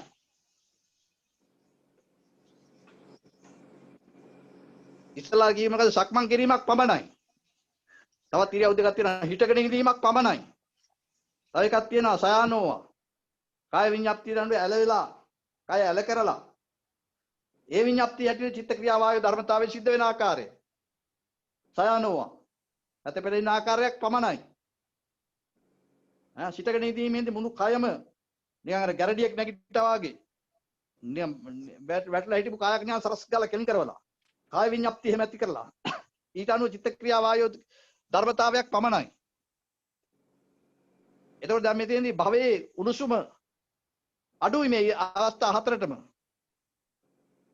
භවයේ උණුසුම අඩු වෙමින් භව නිරෝධයක් තමයි දකිමින් පතමින් නෙමෙයි භව නිරෝධ පතමින් භව නිරෝධ දකිමින් තමයි දැන් මේ තිත්තංචරන් නිසින්නවා සයනෝවා මේ හතර ඉරියව්වේ ආශය වෙන්නේ. මේක මෙහෙම හරියට ශක්තිමත් වෙනවා නම් එයාට එතනදී කියන්න පුළුවන් උපමාවක් මම අහන්නේ. කොයි වගේද? ෂෙන් උපමාවක් තිබුණේ මොකද්ද? වර එක මම කුඹුරු දැක්කා. කඳු දැක්කා. වතුර කඩවල් ගංගා ඇලදොල දැක්කා. ඊට පස්සේ මට මොකද සිද්ධ වුනේ? ඒ මුලින් එහෙම දැක්කා. ඊට පස්සේ මට මොකද වුනේ? ඒවා එක යායට පේන්න පටන් ගත්තා සමස්තය වශයෙන්. ඊටා කුඩා අංශු වශයෙන් දැන් අපි අර කියවනේ පඨවි ආපෝ තේජෝ වායෝ වර්ණ ගන්ධ රස ඕජා සුද්ධාෂ්ටකමේ භූත රූප තමයි මේ ශරීර කූඩුව තුල. එයින් එහාට පඨවි ආපෝ තේජෝ වර්ණ ගන්ධ රස ඕජා සුද්ධාෂ්ටක රූප වලින් තමයි ඒ වෙලාවට පහළ වෙන අරමුණුත් එක්කලා මේ ශරීරයට විදින්නේ. සමස්තයක් වශයෙන් ගත් කල්හි මේ විශ්ව ධාතුන් පඨවි ආපෝ තේජෝ වායෝ වර්ණ ගන්ධ රස ඕජා සුද්ධාෂ්ටක රූප. ඒක හැම එකකම දුර ඈත ළඟ එහෙම ප්‍රශ්නයක් නෑ අතීත අනාගත වර්තමාන ඒ හැම තැනකදීම අපිට පේන්නේ මොකද්ද මේ සුද්ධාෂ්ටක වේගය ක්‍රියා වෙන්නේ නේ. එතකොට ඒ සුද්ධාෂ්ටක වේගය එහෙම ක්‍රියා වෙනකොට අපි පැනවීමක් කරනවා විඳිනවා හඳුනනවා රැස් කරනවා දැනගන්නවා. විඳින් ඇතින් දැනගැනීම රැස් කිරීම තුළ ඒ ආකාරයට පනවගත්තා වූ හැඩතල වලට කොයි වාගේද අර කීය මුලින් සඳහන් කරපු ආකාරයට අර කාරණා ටික එකතු වෙච්ච තැනක කරත්ත කීවා. කාරණා ටික එකතු වෙච්ච තැනක ගයක් කීවා. ඒ තියෙන සම්මුතියක් පැනවීමක් ව්‍යවහාරයක්. ඒ වගේ අපි මේ ඉන්ද්‍රිය ගෝචර ධර්මයන් විශේෂ සම්මුති පැනවීම ව්‍යවහාර තියෙනවා. අන්න ගස්, අන්න කඳු, අන්න ඇලදොල ගංගා කුඹුරු ආදි වශයෙන්. නමුත් සමස්තය වශයෙන් ගත් කල්හි සුද්ධාෂ්ටක රූප ක්‍රියාව. එතකොට මොකද වුනේ? වෙන්කොට බලන්න කාරණයක් නැතුව ගියා. පැනවීම ව්‍යවහාර කියලා පිළිගන්න සිද්ධ වුණා. ඒ පිළිගැනීම ශක්තිමත් වුණාට පස්සේදී මොකද්ද ශක්තිමත් වෙන්නේ? පැනවීම ව්‍යවහාර කියලා මේ පිළිගැනීම හොඳට ශක්තිමත් වුණාට පස්සේදී දැන් ආයෙත් මම කුඹුරු දැක්කා. ඒ කඳුහෙල් දැක්කා. දිය කඩවල් දැක්කා. ඒ ආයෙත් දැකපු එකයි මුලින් දැකපු එකයි අතර තියෙන වෙනස මොකක්ද මං අහන්නේ?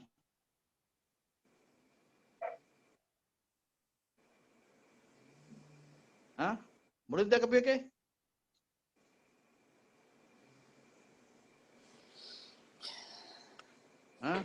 ආයෙත් දැකපු එකේ මොකද්ද? මුලින් දැකපු එකේ ස්වභාවය මොකද්ද?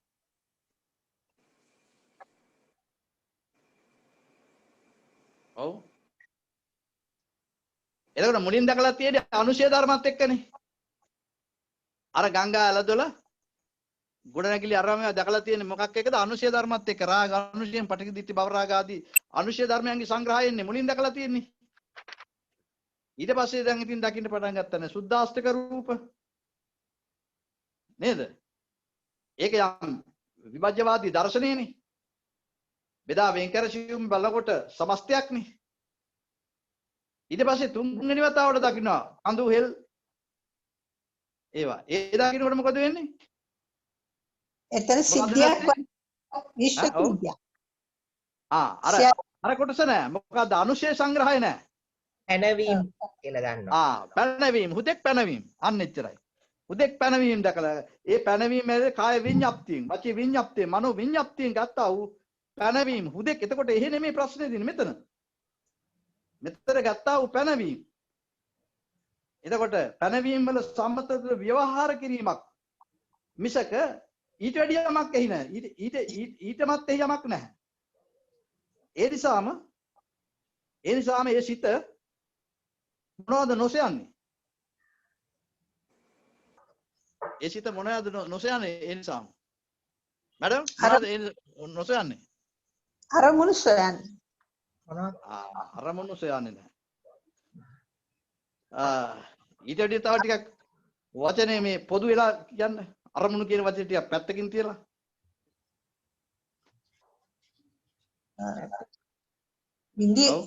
වින්දනේවත් සැප වින්දනේට මොනවද නොසයන්නේ මං අහන්නේ? මොනවද නොසයන්නේ?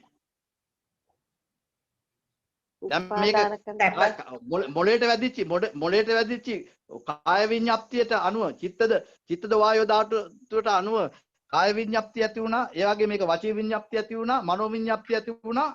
ඒතර නැසුණා. ඒක පැනවීමක් සම්මුතියක් ව්‍යවහාරයක් මිසක ඊට වැඩි යමක් එහි නැහැ. ඒ සම්මුතිය පැනවීම ව්‍යවහාරය තමයි අපි වචන කතා කරන්නේ, අතපය ක්‍රියා කරන්නේ. ඒ වගේම කටයුතු කරන රොබෝ යන්ත්‍රයක් වගේ. ඒ බව ප්‍රත්‍යක්ෂ වෙනකොට එයා මොනවද වටින් පිටින් නොසයන්නේ? වටින් පිටින් මොකවත් හොයන්නේ නැහැ එයා. ඇයි? එතකොට බාහිරත් එක්ක තියෙන ඝනදෙනුව බාහිරත් එක්ක තියෙන ඝනදෙනුව අඩු වෙලා යනවා. නැත්තම් මොකද වෙන්නේ? කැමරාවක් ඔය අයින ආන් අර කන්දේ තියෙන මේවා හොයන්න යන්කෝ. මොනවද විශේෂ වටිනා තැන් හොයන්න යන කැමරාවක් කරලා යනවා. ඒවා හොයන්න. ආන් අර කුඹුරේ තියෙන අස්වැන්නලා ගන්න යන්කෝ කියලා ඒ වැඩේට බහිනවා. ඉතින් ඔය විදිහට මේ තමා මොකද වෙන්නේ? බහැලා යනවා. අරවා හොයන්න ඒව මොනවද තියෙනවා කියලා හොයන්න. ස්වභාව సౌందර්ය හෝ වේවා, එහෙම නැතිනම් මොනවා හරි ප්‍රතිලාභයක් ලබා ගන්න හෝ වේවා. ඉතින් දැන් හොයනවා ඉතින්. දැන් ඔබ තව උත්තරේ මේ අපිත් එහෙම තමයි කවුරුත් මේ හොයනවා. කොහෙන්ද? පිටින් හොයනවා. පිටින් ඔට්ටු වෙවි හොයනවා. දැන් තවම අපිට අහුුනේ නෑ අතන. කොතනද? මේක මේ හදවත ආශ්‍රයෙන් මෙයා ඔළුවට වැදිලා මේ දියාරු ගොඩක් තියෙන ඔළුවේ තියෙන්නේ. ඒකට වැදිලා එතන ඇති වෙනා වූ විඤ්ඤාප්තිය, කාය විඤ්ඤාප්තියක්, වචී විඤ්ඤාප්තිය, මනෝ විඤ්ඤාප්තියක් ඇති වෙනවා චිත්තද වායෝ ධාතුවෙන්. ඊට අනුව චිත්ත ක්‍රියා වායෝ ධාතුවෙන් වචන කතා කරයි, අතපය ක්‍රියා කරයි. යයි තනිකර රොබෝ කෙනෙක්. රොබෝ සිද්ධියක් ධර්මතාවයක් කියලා අපි තව දැක්කනම් අරයා වෙහෙස දැවිලා අඩු වෙනවනේ. අරයා සංසිඳිලා යනවා. කවුද අර භවංග ආගමට දිත්‍යක අනුශේ ධර්මයන් අහර ඉතින් එතකොට නිවිලා යනවා. එතකොට ආම් පිටින් හොයන කතාවක් නැහැ. දැන් අන්න නිවි. එතකොට සිතේ කය පස්සද්ධිය. ඉතින් නිවුණු සිත නිරෝධය දැකලා, නිරෝධාර්ය සත්‍ය දැකලා සම්මාදිටි ප්‍රඥාවෙන් සම්මා සංකප්ප. දැන් එතකොට අවියාපාදයි, අවිහිංසයි, නෙක්ඛම්මයි සංකල්පන. දැන් අත්හැරෙනවනේ. නෙක්ඛම්මනේ. හිතට පහළ වෙන හොයන්න ඕනකම හිතෙන් අහක් වෙලා යනවා. නෙක්ඛම්ම. සිතවිලි අත්හැරෙනවා. සිතවිලි වල හොයන්න කාරණයක් නැති බව දකිනවා. ඒතර හරිම අවිහිංසයි. එතකොට නෙක්ඛම්ම අවියාපාදයි, තරහ ගන්න කාරණයක් නැහැ.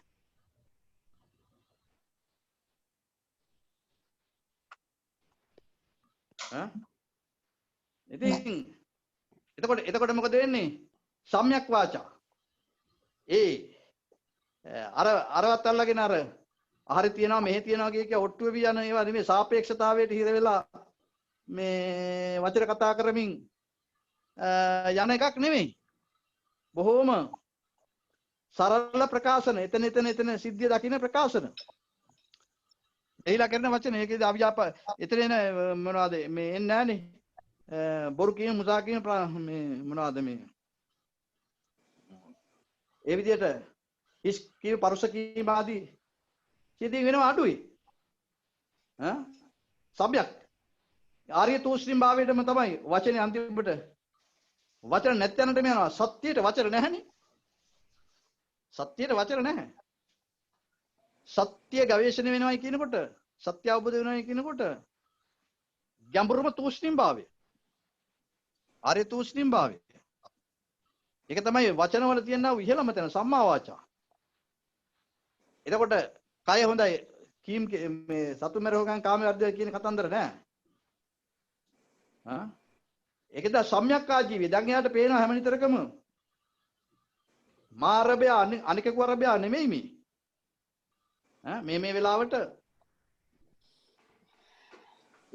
මේකට වාරයල් අනිවාර්යයි ආස්වාස වාතය නැතුව මේ ධර්මතාවය සිද්ධ වෙන්නේ නැහැ නේ අර හදවතට වැදිලා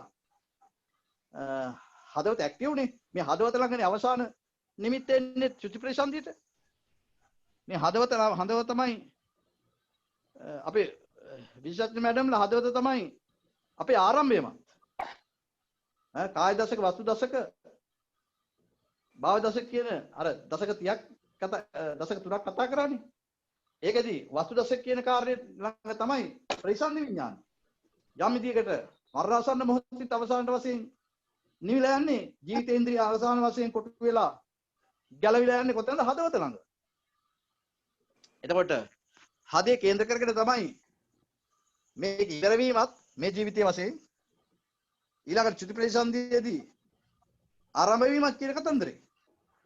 එහෙනම් අපි හැම සිද්ධියකදීම අපිට නොදැනුණාට අනිවාර්යයෙන්ම එතන වැදිලා තමයි මේ මොලෙත් එක්කලා ගලඳිනු යන්නේ. එහෙනම් හදේ කේන්ද්‍ර වෙලා හදේට අරමුණ වැදිලා ඊට පස්සේ වෙඩි වේත් වලට නූල් මේ ගින්දරා ගත්තා වගේ සිස්කාලා වදින්නේ මොලේට. මොලේ ඒ මොලේ තියන්නේ පස්වැදෑරුම ඒ ඉන්ද්‍රියන්ට අදාළ සෛල උත්තේජන ප්‍රදේශ පහ. ඉතින් ඒ තැන්වල ඒ සිද්ධිය වෙනවා. අර චිත්තද වායු ධාතුව වදිනවා. චිත්තද වායු ධාතුව.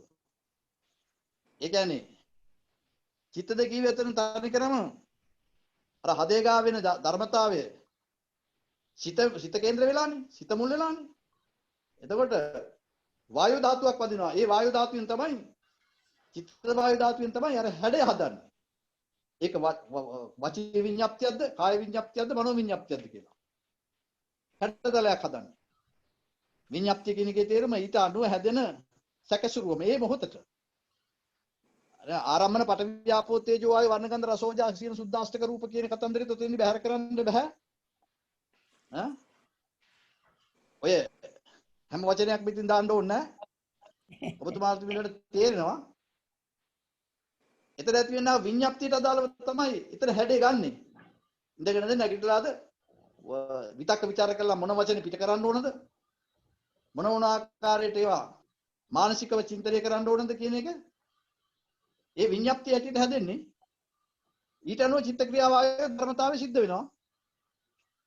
එතකොට දැන් ඒක සිද්ධ වෙනකොට අනුශය සංග්‍රහය වෙච්ච ගම මම ඔහොම කෙනෙක් කියලා උකට ඉතින් බැඳෙන්නේ.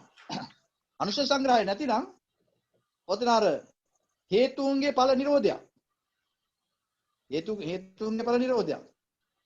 අපි මෙහා භාෂාවෙන් තමයි කිව්වේ මේ රොබෝ යන්ත්‍රයක් ක්‍රියා කරනවා වගේ කියලා. එතකොට හේතුන්ගේ ඵල නිරෝධයක් බව දකිනකොට භව නිරෝධයට එතකොට අන්න වෙහෙස දැවිල්ල අඩු වෙනවා. දැන් මේ අවශ්‍ය වෙන්නේ මොනවා කරලා හරි දාර්ශනිකව වෙන්නත් නෙමෙයි. නෑ කෙස් පැලන තර්ක දාගෙන ඔළුව පුරව ගන්නත් නෙමෙයි.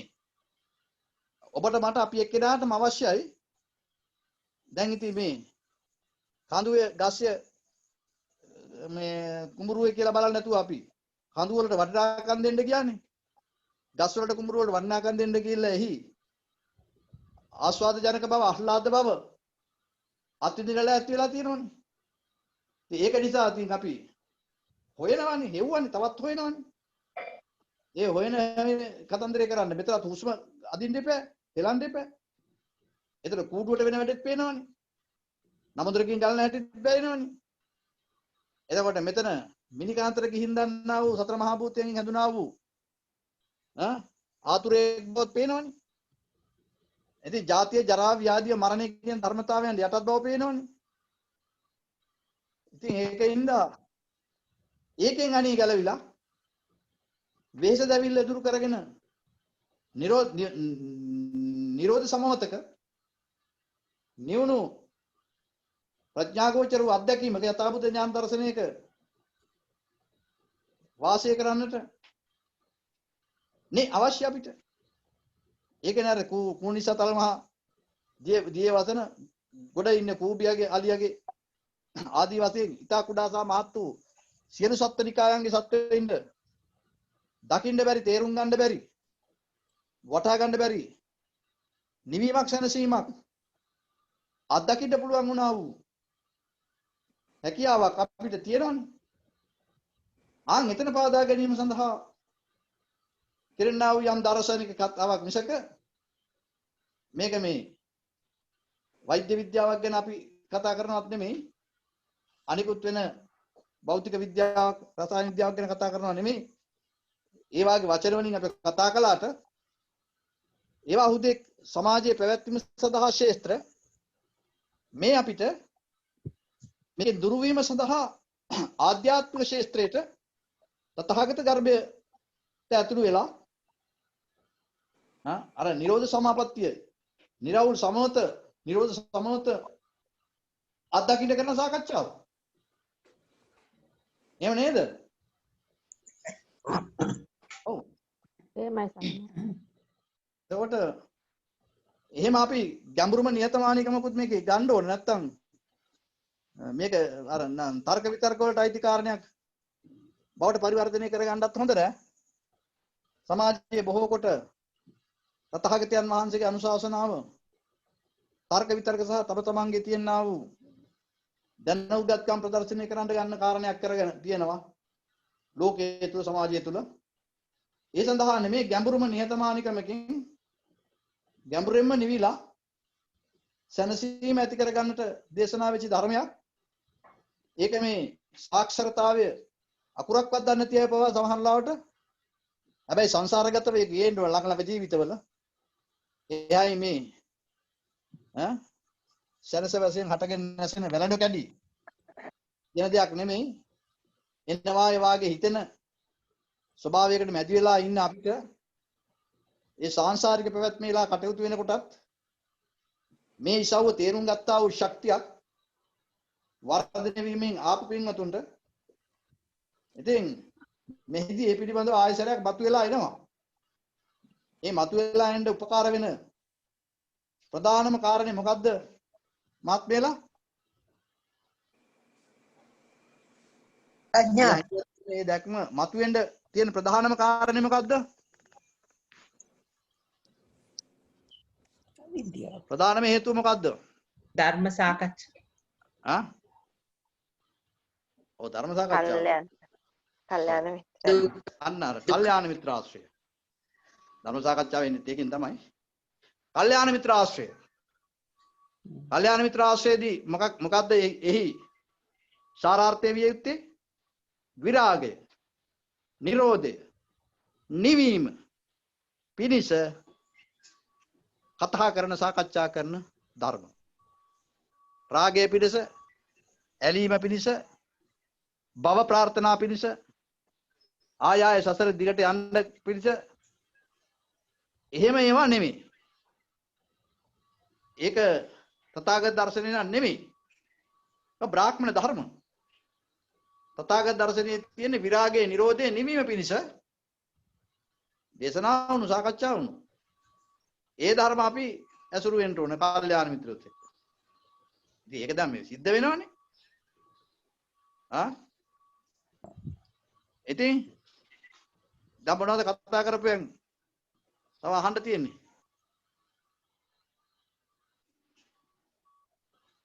ඔව්.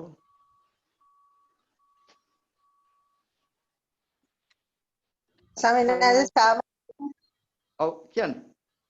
නාම රූප ක්‍රියාව කියලා කියන්නේ එතකොට තනිකරම සුද්දාෂ්ටක ක්‍රියාවක ඇතිවීම නැතිවීම පමණයි නේද සර්? ඔව් දැන් සුද්දාස්තික ක්‍රියාවේදී අපි අර සුද්දාස්තිකයේ සතර මහා භූත කියන වචනයට ගන්නකොට සුද්දාස්තික රූපවල ඒක අර රූපමය කියන පැත්තට ටිකක් අදාළයි. එහෙමයි. ඒක ගොරෝසු තත්ත්වයනේ.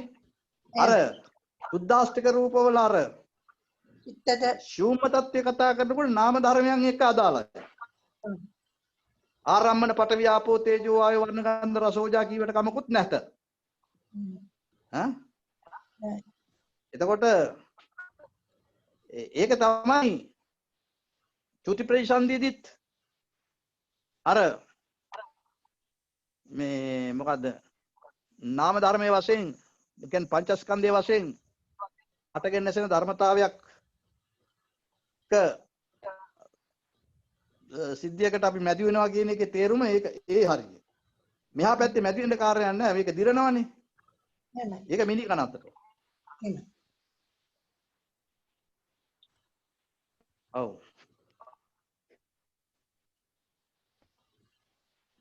සවිනාස වතන ආරම්මන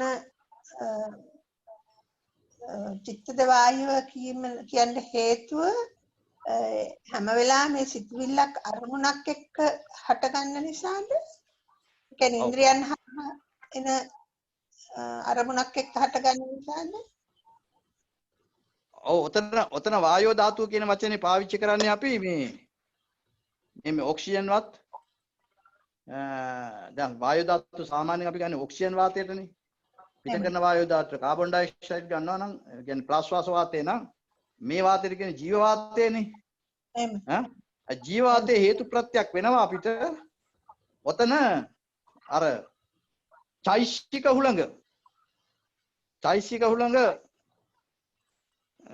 ක්‍රියා කරවන්න. එතන වායෝ ධාතුව කිව්වේ සිතිවිලි වායෝ.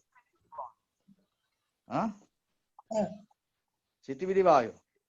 දැන් ඔය අර රතන සූත්‍රයේ පවා තියෙන යතින්ද කීලෝ පටවින් සිතෝසියා චතුබ්බි වාතේබ්බි අසම්ප කම්පියෝ තතුපමං සම්පුත්තං යෝ හරි සත්‍යන අවිච්ඡරස්ති කියලා.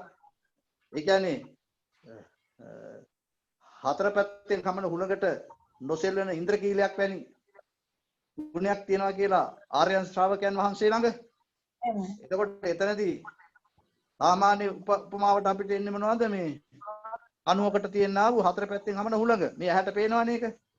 ඇහැට කියන්නේ ඇඟට දැනෙනවනේ. හුලඟ හමනකොට ඇඟට දැනෙනවනේ ඇහැට පේනවට.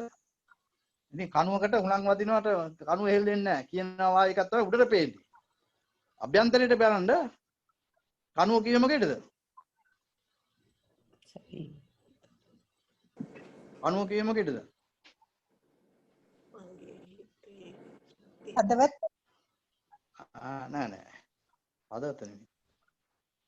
නිරෝධ සිත. ප්‍රභාෂණ. ඔව්. නිරෝධ සමාපත්තිය කියන්නකො නිරෝධ. ඒක තමයි කණුව. එතන හමන හුලඟ කිව්වේ මොනවද? අන්න ඔය චිත්තද වායෝ. සිතවිලි වායෝ තමයි එතන හුලඟ. එහෙමයි. ඒ උපමාව පිටට ගත්තොත් එහෙම කණුවකට හතර පැත්තෙන් හුලං හමනවා. ඉතින් අර කණුව හෙලවෙන්නේ නැහනේ පිටින් බැලුවොත් නේද? නමුත් ඒක ආධ්‍යාත්මික බලන තමයි නිරෝධය කියන සිතට චිත්තද වායෝ ධර්මතාවයෙන් කිසිදු කැලලක් නැත. චිත්තද වායෝ ක්‍රියාව සිද්ධ වෙනවා. ඒ චිත්තද වායෝ ක්‍රියාව චිත්ත ක්‍රියා වායෝ. ඒක වෙන්නේ එතන විඤ්ඤාප්තියක් හැදිලා. කායෝ වාචිකෝ මානසිකෝ විඤ්ඤාප්තිය. ඒකට ඒ හැදෙන විඤ්ඤාප්තිය තමයි අපි චිත්තද වායෝ ධාතුව කිව්වේ. විඤ්ඤාප්තිය හැදෙනවා. එතකොට චිත්තද වායෝ විඤ්ඤාප්තිය ක්‍රියා වෙනවා. ඒකට කියන චිත්ත ක්‍රියා වායෝ. ක්‍රියා වීමට කිව්වේ චිත්ත ක්‍රියා වායෝ. ඒක අර හතරවෙනි හුණක් හම්බනවා වගේ. එතන චිත්තද වායෝ වලින් තමයි හැදෙන්නේ විඤ්ඤාප්තිය. එතන හුදෙක් මේක කොහෙත්ම ද්‍රව්‍ය නොවන බවනේ. එහෙමයි. ඒක හුදෙක් මානසිකමය ක්‍රියාවලිය. එහෙමයි. දැන් ඔය එකතු කරලා තමයි අපි කියන්නේ මනින්ද්‍රිය ළඟ මනෝවිඤ්ඤාණේ ඇතිවෙන්නා වූ චිත්තද රූප එහෙම නැත්නම් රූප ඡායා ශූන්‍ය බව දකින්නවා කියලා අපි සමහර දේශනාවලදී කතා කරනවානේ. එතකොට ඔය කියාපු ඔය ධර්මතාවය තමයි. හරි. තේරුණා සර්. ඔව්. එතකොට අපි සක්මන වගේ අවස්ථාවලදී ස්වාමීන් වහන්සේ අපි චිත්ත ක්‍රියා වායෝ කියලා මෙනෙහි කරන්න ඕනද? මෙනෙහි කරමින් ඒ ඉවර වෙන එක දකින්න ඕනද? එහෙම නැත්නම් මේ ඉවර වෙනවා කියලා ඒ නිරෝධය වෙනවා කියලා මෙනෙහි කරන්න ඕනද කියන පැහැදිලි මදි. ඉවර වෙන හැටි පමණක් දැක්කත් ඇති. හැබැයි දැන් මේ කතා කරපු ධර්මයේ දේශනාව තියෙනවා නේද? අපි සාකච්ඡා කරේ. එහෙමයි. ඔන්න ඔය පිළිබඳව තව වඩාත් Taman තුලින් ගවේෂණ කරන්න ඕන. අපි හිතමු දැන් ওই දේශනාවම අහනවා කියලා තව කීපවතාවක්. ඒක ඊගාවට දාන්න ඕන 4 ඉරියව්වටම. ආලා ඒ පිළිබඳව හොඳ වැඩිමක් මෙනෙහිවීමක්. මෙනෙහිවීමක් සිද්ධ වෙලා ඉවරලා අර වැඩේට බැස්සපුවම වඩා පහසුයි, වඩා සරලයි. ඒ සාකච්ඡාවකින් කරන්නේ ඒ වැඩේ ඉතින් අර මෙනෙහිවීම වැඩි කරන එකනේ.